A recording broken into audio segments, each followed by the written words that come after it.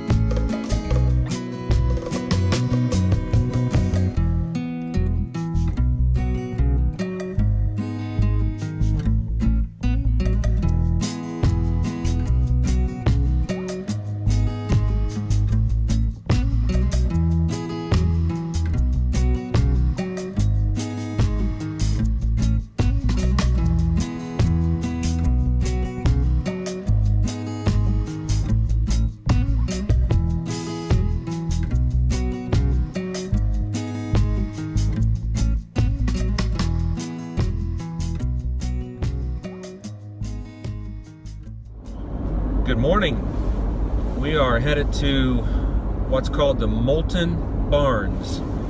One of those barns is said to be the most photographed barn in America. Actually, I think it's in the world. It's a barn that's, I think, was built back in the 30s, and you stand at the right angle, you can get the Teton Mountains and the view behind it. It's a beautiful blue sky day with some white puffy clouds, so it should make for some beautiful photographs. After we're done there, we're going to head over to Jenny Lake and do some hiking.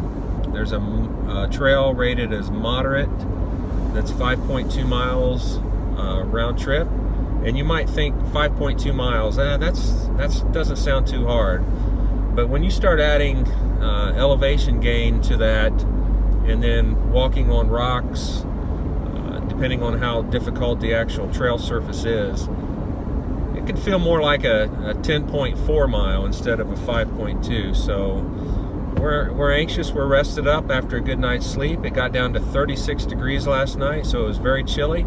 We don't have any hookups, so no electric, no water. We did not run the heater at all last night because of that, and it got chilly. So this morning we woke up, and at 8 o'clock, we fired up the generator, recharged the batteries, turned on the heat, and got the coach nice and warm and the batteries recharged. The generator hours are from 8 a.m. to 8 p.m., so you're not supposed to run your generator after that, although the guy right next to us ran his all night long. Anyhow, we're looking forward to the day, and we should have a good time.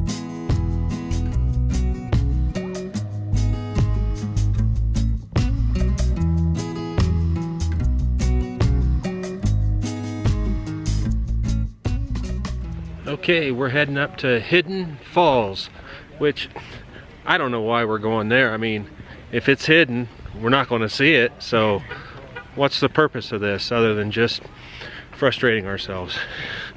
Oh well, we're going to give it a try anyways. About 5 miles round trip, moderately ranked. We'll see how we do.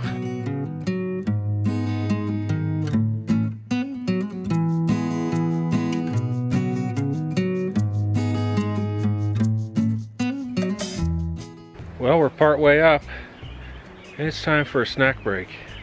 Some peanut butter crackers and some bottled water. You can see the boats below. If you want to take a shuttle across the lake to cut down on the distance, you could take a shuttle. Of course, they're running Honda outboards. Nothing but the best. We're parked out there on the, I think it's called Grand Teton Road, so a little ways out there. We've walked up to here so far, obviously. Well, it's almost been an hour and I can hear some falls, but I can't see them. Hence, Hidden Falls. But we're gonna find them. Leslie will find them. I'll just follow her.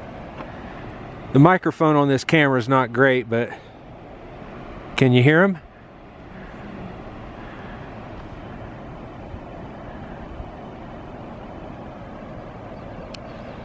Can you see him? Getting louder.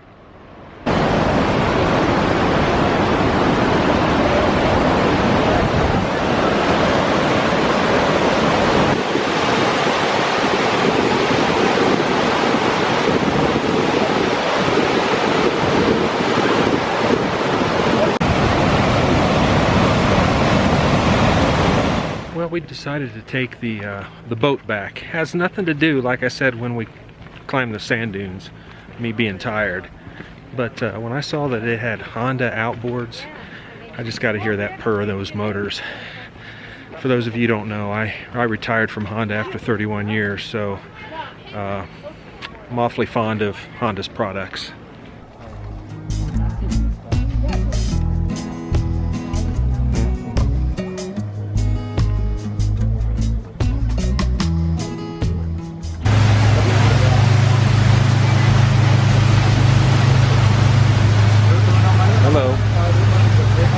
Wave.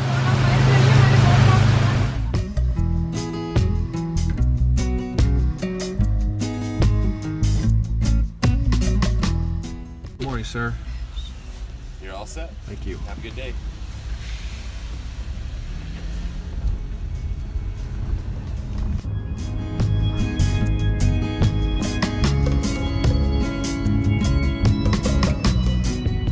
Well, we're doing the final hike on our stay at Grand Teton. We're hiking up towards Phelps Lake. About a 3-mile hike. Parked at the Rockefeller Preserve. The Rockefellers purchased, I think it was 32,000 acres of this land a long time ago because they were afraid, I guess, that it would get commercialized or wouldn't be kept as a part of the beauty of our country. So they purchased that much land and then I think they donated it to the government to hold as part of the national park. I see an opening up here, so I'm assuming we have reached the lake. That means we've gone about 1.5 miles. Pretty easy hike. Yeah, this has been pretty easy. A lot of shade. Here we come.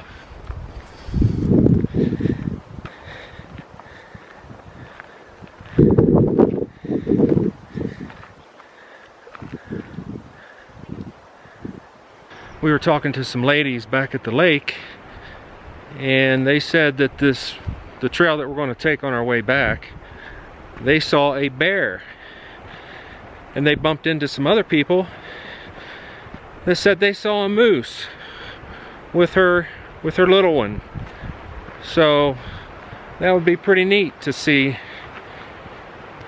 a moose and a bear, as long as the bear keeps its distance. We have our bear spray with us, but I hope it never comes to the point where we have to use it. There's a moose back behind me. Can you see it? Pretty cool. Pretty cool.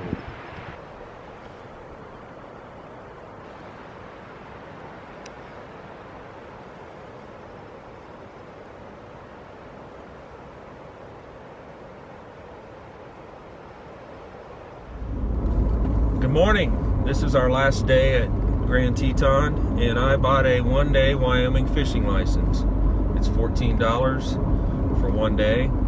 I've been trying to talk to as many locals as I could over the last couple days to see where the best places are to fish and the best method to catch fish is. So today's the day. I'm heading down to what's called the Snake River, just below the Jackson Lake Dam, and I'm going to try to catch me some trout.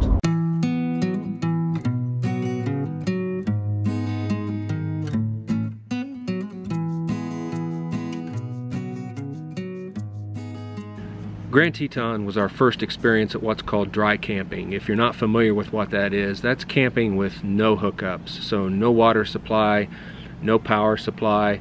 We had to rely on our batteries, our generator, and our fresh water tank to supply our necessities while we were there.